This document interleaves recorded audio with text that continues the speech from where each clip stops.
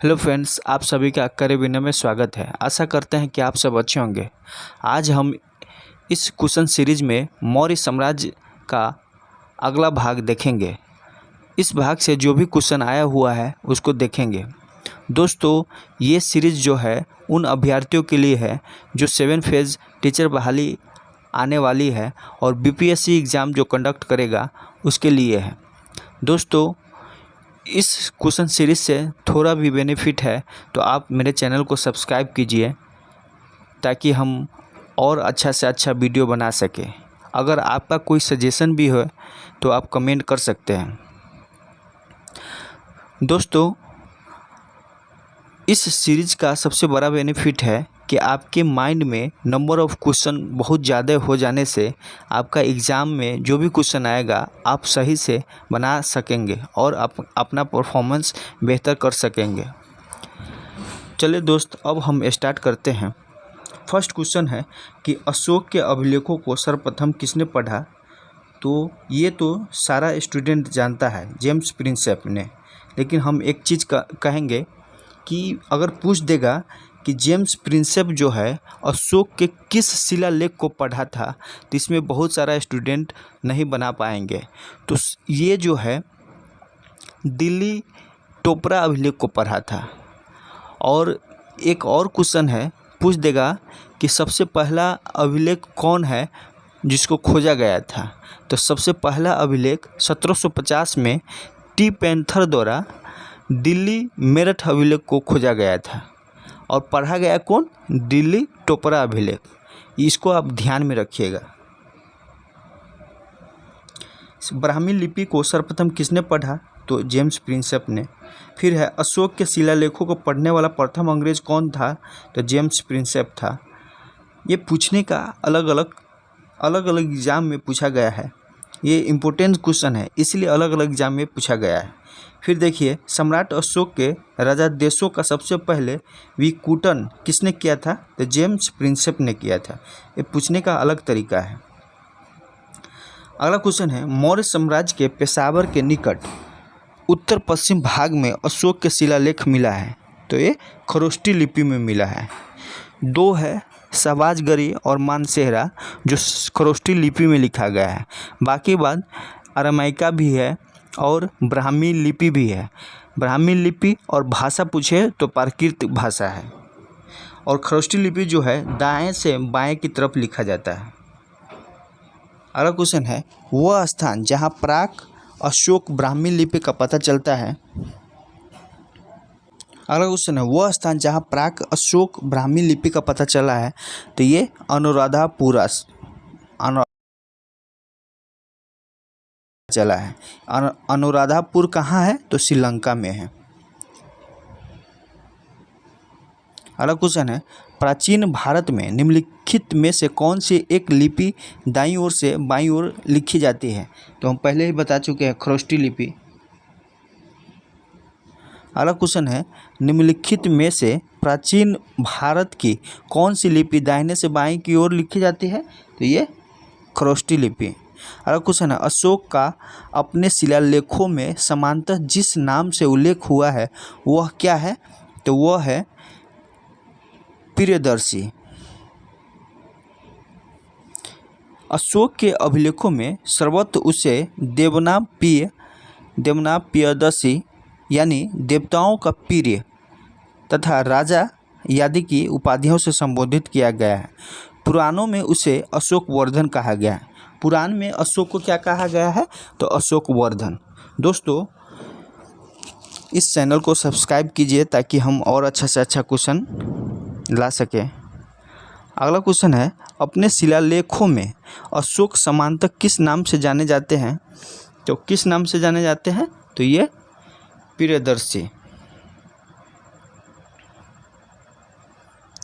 अगला क्वेश्चन है, अभिलेखों में किस शासक का उल्लेख प्रियदर्शी एवं देवनाम प्रिय के रूप में किया गया है? तो अशोक। अगला क्वेश्चन है, निम्नलिखित वक्तव्यों में कौन सा एक वक्तव्य अशोक के प्रस्तर स्तंभों के बारे में गलत है? तो ए में है, इन पर बढ़िया पॉलिश है, ये अखंड है, स्तंभों का शेफ्ट चुंडाकार है, ये स्थापत्य संरचना के भाग है। तो ये डी होगा, डी गलत होगा। ये स्थापत्य संरचना के भाग है। अशोक के प्रस्तर स्तंभ स्थापत्य संरचना के भाग नहीं है, बल्कि ये पृथक रचनाएं हैं। अन्य तीनों प्रश्नगत कथन अशोक के स्तंभों संदर्भ में सही है। अगला क्वेश्चन है, निम्नलिखित में से किस उभारदार मूर्ति शिल्पी शिलालेख में अशोक के प्रस्तर रूप में चित्र के साथ रानियों अशोक उल्लेखित किया गया है, यानी राजा उल्लेखित किया गया है? तो इसमें कौन हो जाएगा? ये हो जाएगा कंगनहल्ली। कर्नाटक के गुलबर्गा जिले में भीमा नदी के किनारे कंगनहल्ली में बौद्ध स्तूप है। कहाँ है? कर्नाटक। यहाँ सम्राट अशोक का रानी के साथ प्रस्तर पर रूप चित्र उत्कीर्ण किया गया है, जिसके नीचे रानियों अशोक लिखा गया है। ये वेरी वेरी इंपॉर्टेंट क्वेश्चन है। रानियों अशोक लिखा गया है। अगला क्वेश्चन है, निम्नलिखित में से किस एक अभिलेख में अशोक के व्यक्तिगत नाम उल्लेख है? तो व्यक्तिगत नाम किस में उल्लेख है? ये मास्की है। अशोक का इतिहास हमें मुख्यतः उसके अभिलेखों से ही ज्ञात होता है। उसके अभी तक के 40 से अधिक अभिलेख प्राप्त हो चुके हैं। मास्की, गुर्जारा, नेतूर, उडेगोलम के लेखों में अशोक का व्यक्तिगत नाम भी मिलता है। किस किस में? मास्की में, गुर्जारा, नेतूर, उडेगोलम, ये सब याद रखिएगा। अगला क्वेश्चन है, निम्नलिखित अभिलेखों में किस लेख में अशोक नाम उल्लिखित है? तो हम लोग अभी देखे हैं, ये मास्की अभिलेख है, मास्की का लघु शिलालेख। अगला क्वेश्चन है, निम्नलिखित अभिलेखों में किसमें अशोक का नामोल्लेख है? तो ये गुर्जर्रा में है। 3 है, गुर्जर्रा, नेतूर और मास्की। अगला क्वेश्चन है, अशोक का रुमंदई स्तंभ संबंधित है, तो किससे संबंधित है? तो बुद्ध के जन्म से संबंधित है। अशोक जो है अपने राज्याभिषेक के 20 वर्ष बाद लुम्बिनी की यात्रा की थी। कितने वर्ष बाद? 20 वर्ष बाद। वहाँ एक शिलालेख यानी रुमंदई लघु स्तंभ लेख स्थापित किया था। बुद्ध की जन्मभूमि होने के कारण लुम्बिनी ग्राम का भोग कर माफ कर दिया गया तथा भू राजस्व 1/6 से घटाकर 1/8 कर दिया गया। इसीलिए रुमंदई अभिलेख को आर्थिक अभिलेख भी बोला जाता है। कर कितना कम कर दिया गया? 1/6 से 1/8। अगला क्वेश्चन है, गुर्जर्रा लघु शिलालेख जिसमें अशोक का नामोल्लेख किया गया है वह स्थित है। तो यह मध्य प्रदेश का दतिया जिले में स्थित है। अगला क्वेश्चन है, केवल वह स्तंभ जिसमें अशोक ने स्वयं को मगध सम्राट बताया तो कौन है? भाब्रू स्तंभ लेख। भाब्रू स्तंभ में भाब्रू बैराट, जिसको बैराट कहते हैं, स्तंभ लेख में अशोक ने स्वयं को मगध का सम्राट कहा और यह अभिलेख अशोक के बौद्ध धर्मावलंबी प्रमाणित करता है। अगला क्वेश्चन है, कालसी प्रसिद्ध है, तो अशोक के शिलालेख के कारण कालसी प्रसिद्ध है। कालसी कहाँ है? तो उत्तराखंड के देहरादून जिले में स्थित है।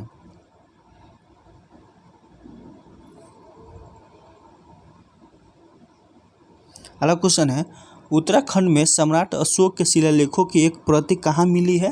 तो ये कालसी में मिली है। कलिंग युद्ध की विजय तथा क्षत्रियों का वर्णन अशोक के किस शिलालेख में है? तो यह है 13वां। अगला क्वेश्चन है, कलिंग युद्ध का विवरण हमें ज्ञात होता है 13वां शिलालेख से।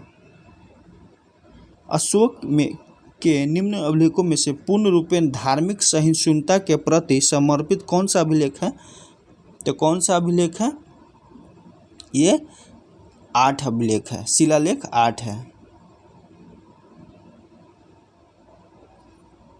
यानी 7 है। अशोक के दीर्घ शिलालेख 12 में सभी संप्रदायों के सार की वृद्धि होने की कामना की गई है तथा धार्मिक सहिष्णुता हेतु पालनीय उपाय बताया गया है। इसका आंसर जो है सी न होकर बी होगा।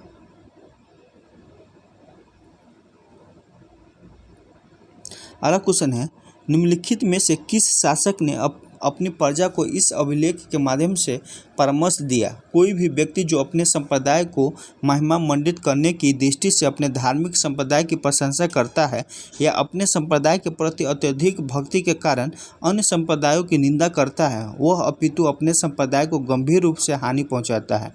तो ये अशोक का पंक्ति है। अगला क्वेश्चन है, अशोक के जो प्रमुख शिलालेख संगम राज्य के विषय में बताते हैं वह है, ये 2 और 12 है, 2 और 13 है, 13 शिलालेख। अशोक के दूसरे एवं 13वें शिलालेख में संगम राज्यों, इसको याद रखिएगा, संगम राज्यों चोल, पांड्य, सत्यपुत्र और केरलपुत्र और ताम्रपर्णी जो श्रीलंका में है, ये सब याद रखिएगा। इस पे जो है अशोक का अधिकार नहीं था। कहाँ कहाँ? चोल, पांड्य, सत्यपुत्र और केरलपुत्र और ताम्रपर्णी 2 और 13 से हमें प्राप्त होता है। अगला क्वेश्चन है, निम्नलिखित में से किस दक्षिणी राज्य का उल्लेख अशोक के अभिलेखों में नहीं है? तो अशोक के अभिलेखों में सातवाहन का चर्चा नहीं है। अगला क्वेश्चन है, टालमी फिलाडेल्फ जिसके साथ अशोक के राजनयिक संबंध थे, वो कहाँ का शासक था? तो ये मिस्र के शासक था। ये 3-4 जो नाम है उसको आप लोग रट लीजिएगा। जैसे अशोक के 5 यवन राजाओं के साथ महत्वपूर्ण संबंध थे।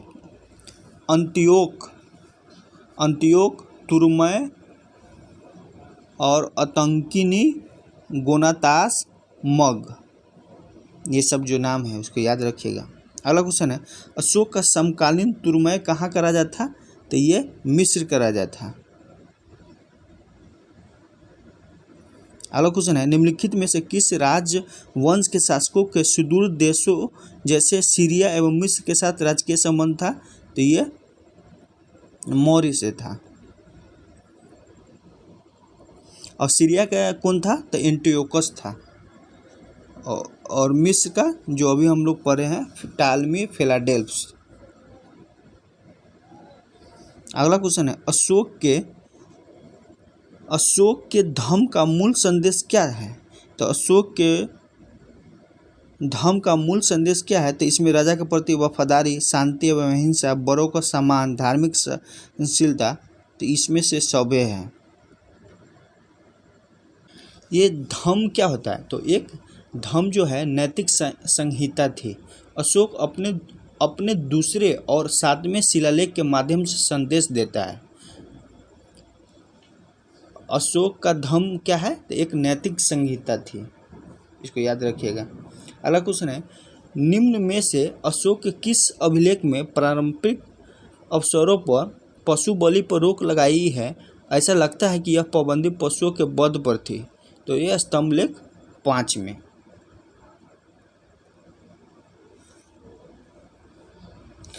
अगला क्वेश्चन है, निम्नलिखित प्राचीन भारतीय अभिलेखों में से कौन सा एक खाद्यान्न को देश में संकट काल में उपयोग हेतु सुरक्षित रखने के बारे में प्राचीनतम शाही आदेश है?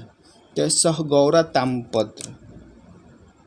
कौन है? सहगौरा ताम्रपत्र। गोरखपुर जिले से प्राप्त सहगौरा ताम्रपत्र अभिलेख, तो सहगौरा ताम्रपत्र अभिलेख कहाँ से प्राप्त हुआ है? तो गोरखपुर से। और बोगरा जिले से प्राप्त महास्थान अभिलेख की रचना अशोककालीन प्राकृत भाषा में हुई है और उन्हें ईसा पूर्व 3री सदी की ब्राह्मी लिपि में लिखा गया है। यह अभिलेख अकाल के समय किए जाने वाले राहत कार्यों के संबंध है। 2 गो है, सहगौरा और एक है बोगरा।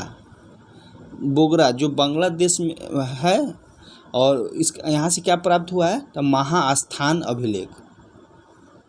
तो इस वर्ड को याद रखिएगा। महास्थान अभिलेख कहाँ से प्राप्त हुआ है? तो बोगरा जिले से, जो बांग्लादेश का जिला है। क्या? महास्थान अभिलेख। और सहगौरा ताम्रपत्र कहाँ से प्राप्त हुआ है? गोरखपुर से। और ये अकाल के समय लिखा गया था, जो अकाल की पुष्टि करता है। अगला क्वेश्चन है, कथन और रीजन है। अशोक ने कलिंग को मौर्य साम्राज्य में जोड़ लिया था। दूसरा है, कलिंग दक्षिण भारत को जाने वाले स्थलीय एवं समुद्री मार्गों के नियंत्रण करता था। दोनों सही है और रीजन भी, व्याख्या भी सही है। अगला क्वेश्चन है, मौर्यकालीन शासकों ने धार्मिक आधार पर भू अनुदान नहीं दिया था। भू अनुदान के विरुद्ध कृषकों ने विद्रोह किया। तो ये सही है, लेकिन आर गलत है। धार्मिक आधार पर भूमि दान का प्रथम साक्ष्य मौर्योत्तर युगीन राजवंश सातवाहन के समय के एक अभिलेख से प्राप्त होता है। तो धार्मिक आधार पर भूदान किस वंश से पता चलता है? तो सातवाहन वंश से। मौर्यकालीन शासकों ने धार्मिक आधार पर कोई भूमि दान स्वरूप नहीं दी थी। भूमि दान के विरुद्ध कृषकों के विद्रोह का कोई वर्णन नहीं प्राप्त है। तो यहाँ से एक क्वेश्चन आप लोग याद रखिएगा कि सबसे पहले धार्मिक आधार पर भूदान की प्रथा कहाँ प्रचलित थी? तो सातवाहन वंश में। अगला क्वेश्चन है, प्रसिद्ध यूनानी राजदूत मेगास्थनीज भारत में किसके दरबार में आए थे? तो मेगास्थनीज चंद्रगुप्त के दरबार में आए थे। और किसका राजदूत था? तो सेल्यूकस निकेटर का राजदूत था। अगला क्वेश्चन है, मेगास्थनीज दूत था किसका? तो ये सेल्यूकस का था। अगला क्वेश्चन है, किसके शासनकाल में मेगास्थनीज भारत आया? तो चंद्रगुप्त मौर्य के शासनकाल में। अगला क्वेश्चन है, मौर्य समाज का 7 वर्गों में विभाजन का विशेष रूप उल्लेख कहाँ है? तो ये मेगास्थनीज की पुस्तक इंडिका में है। और 7 चीज़ क्या है? तो दार्शनिक है एक में, कृषक है, पशुपालक है, कारीगर है, योद्धा है, निरीक्षक है और सभासद है। 7 गो है, 7 वर्गों में उल्लेखित किया गया है। किसका? किस पुस्तक में? तो इंडिका, और मेगास्थनीज के इंडिका है। अगला क्वेश्चन है, मेगास्थनीज ने भारतीय समाज को कितने श्रेणियों में विभाजित किया है? तो ये 7 श्रेणी में। अगला क्वेश्चन है, मौर्य समाज का विभाजन 7 वर्गों में विशेष तौर पर उल्लेखित है। तो ये मेगास्थनीज के इंडिका में है। मौर्य काल में टैक्स को छुपाने के लिए उनमें से क्या दंड दिया जाता था? तो क्या दिया जाता था? ये मृत्युदंड दिया जाता था। इतना हार्ड था मृत्युदंड टैक्स को चुराने वाले को। अगला क्वेश्चन है, वह स्रोत जिसमें पाटलिपुत्र के प्रशासन का वर्णन उपलब्ध है? ये इंडिका है, मेगास्थनीज के इंडिका में। अगला क्वेश्चन है, निम्नलिखित में से कौन सा स्रोत मौर्यों के नगर प्रशासन का विस्तृत विवरण देता है? तो ये मेगास्थनीज की इंडिका। मेगास्थनीज की पुस्तक का नाम क्या है? तो ये इंडिका है। इंडिका का मूल लेखक क्या है? तो मेगास्थनीज। इंडिका के लेखक कौन है? मेगास्थनीज। इंडिका के लेखक कौन है? मेगास्थनीज। वर्तमान नगरपालिका प्रशासन का कौन सा कार्य मौर्य काल से जारी है? तो कौन सा है?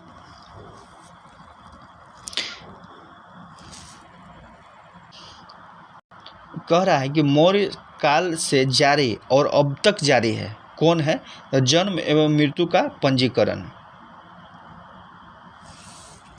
मौर्य युग में नगरों का प्रशासन नगरपालिकाओं द्वारा चलाया जाता था, जिसका प्रमुख नागरक था।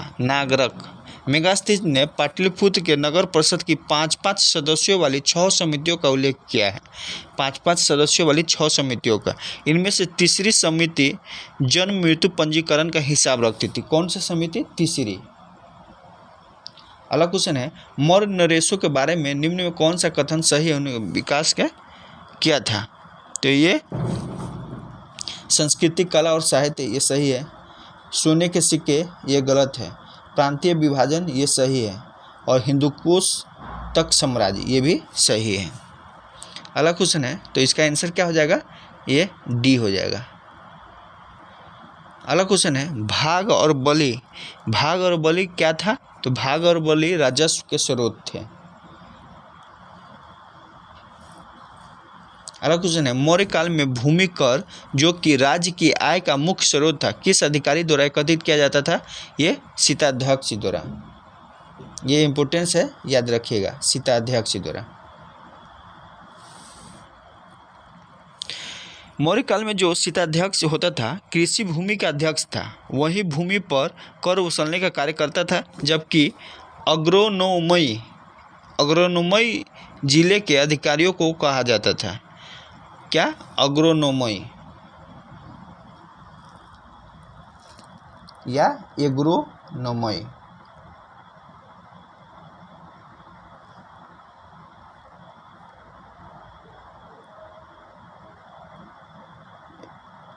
जिले के अधिकारी को कहा जाता था। और फिर शुल्काध्यक्ष किसको कहा जाता था? तो विभिन्न प्रकार के व्यवसाय एवं व्यापार कर वसूलता था। तो अकराध्यक्ष खानों का नियंत्रण करता था। अगला क्वेश्चन है, मौर्य काल में सीता से तात्पर्य है, सीता से राजकीय भूमि से प्राप्त आय से तात्पर्य है। अगला क्वेश्चन है, मौर्य मंत्रिपरिषद में निम्न में से कौन राजस्व इकट्ठा करने के संबंधित है? तो ये समाहर्ता, इसको याद रखिएगा, समाहर्ता।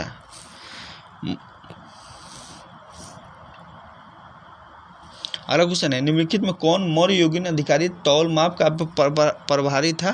तो ये पोतवाध्यक्ष जो है तौल माप का अधिकारी था, प्रभारी था। अगला क्वेश्चन है, मौर्य काल में एग्रोनोमई अधिकारी निम्नलिखित में से किस क्षेत्र से संबंधित है? तो मार्ग निर्माण से संबंधित है। ये जो भी है ये प्रशासन के बारे में है, इससे जरूर क्वेश्चन आता है, आप लोग देखिएगा। मार्ग निर्माण से संबंधित एग्रोनोमई अधिकारी। अगला क्वेश्चन है, पंकोद सनिरोधे मौर्य प्रशासन द्वारा लिए जाने वाला जुर्माना था, सड़क पर कीचड़ फैलाने पर मिलता था। बहुत ही इंपॉर्टेंट क्वेश्चन है। मौर्य प्रशासन द्वारा लिए जाने वाला जुर्माना था कौन? सड़क पर कीचड़ फैलाने का। अगला क्वेश्चन है, मौर्य काल में शिक्षा का सर्वाधिक प्रसिद्ध केंद्र कौन था? तो तक्षशिला था। तक्षशिला में जो है हिंदू और बौद्ध शिक्षा का मुख्य केंद्र था। अगला क्वेश्चन है, कौटिल्य के अर्थशास्त्र के अनुसार मौर्यकालीन न्याय व्यवस्था में निम्नलिखित न्यायालय अस्तित्व में था, कौन कौन? तो धर्म महामात्रा ये नहीं था, धर्मस्थीय ये था, रज्जुक ये नहीं था, कंटक शोधन, तो कंटक शोधन भी था। आंसर 2 और 4 हो जाएगा। कौटिल्य के अर्थशास्त्र के अनुसार मौर्यकालीन न्याय व्यवस्था में न्यायालय मुख्यतः 2 प्रकार के थे, एक था धर्मस्थीय और एक था कंटक शोधन। धर्मस्थीय दीवानी और कंटक शोधन जो है फौजदारी न्यायालय था।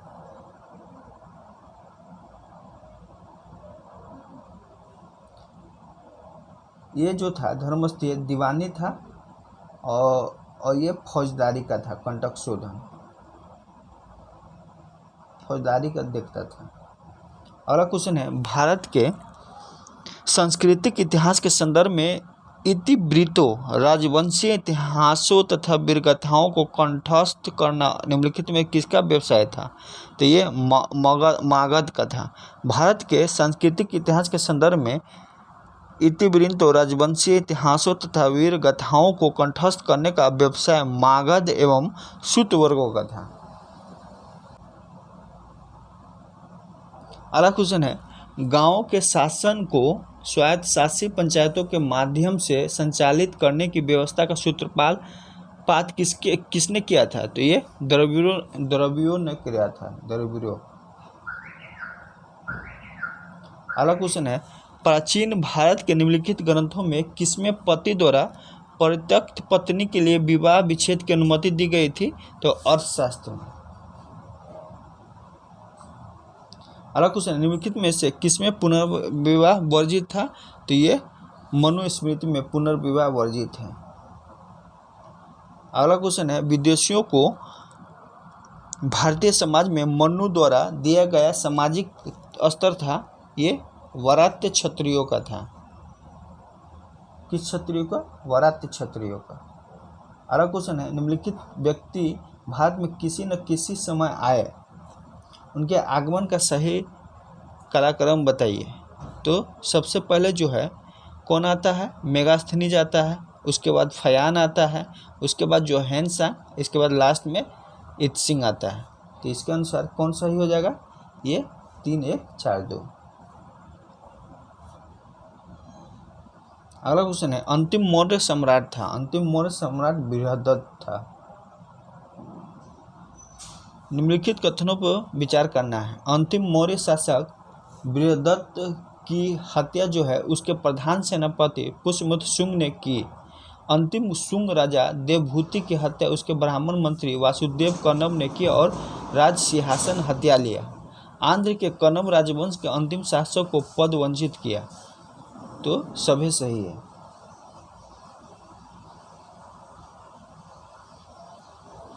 अगला क्वेश्चन है ईस्वी सन के पूर्व की कुछ शताब्दियों में निम्नलिखित में से किन शासकों ने गिरनार क्षेत्र में जल संसाधन व्यवस्था की ओर ध्यान दिया। तो ये चंद्रगुप्त मौर्य और अशोक दोनों ने दिया था। चंद्रगुप्त मौर्य जो है सुदर्शन झील खुदवाया और अशोक ने इस झील से नहरों का विकास किया। अगला क्वेश्चन है जल की आवश्यकता को ध्यान में रखते हुए जिस प्रथम शासक ने गिरनार क्षेत्र में एक झील का निर्माण किया वह चंद्रगुप्त मौर्य है।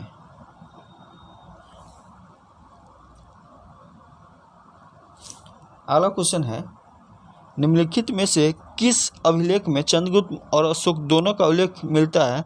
तो ये रुद्रदामन का जूनागढ़ अभिलेख है।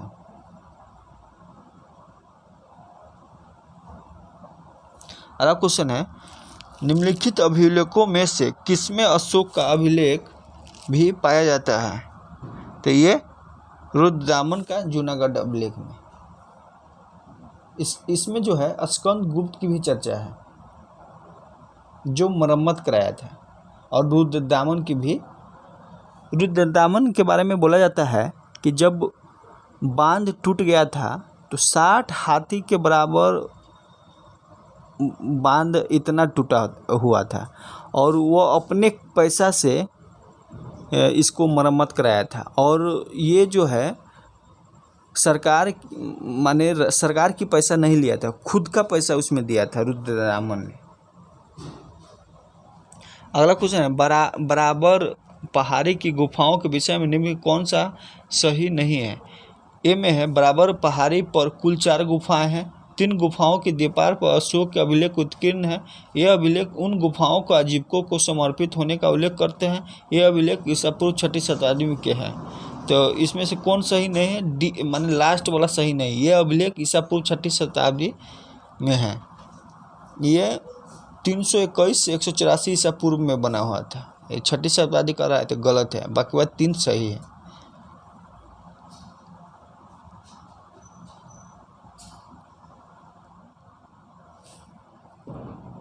अगला क्वेश्चन है मौर्यकालीन मूर्तियों में मणिभद्र नाम से अंकित मूर्ति किस स्थान से प्राप्त हुई है।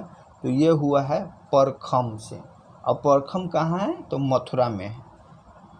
दोस्तों ये लास्ट क्वेश्चन था। चैनल को लाइक सब्सक्राइब कीजिए और दोस्तों को शेयर कीजिए। अगर आपको थोड़ा भी बेनिफिट लग रहा है तो आप चैनल को ज़रूर सब्सक्राइब कीजिए, आपको आने वाला टाइम में बहुत बेनिफिट होगा। थैंक यू दोस्त।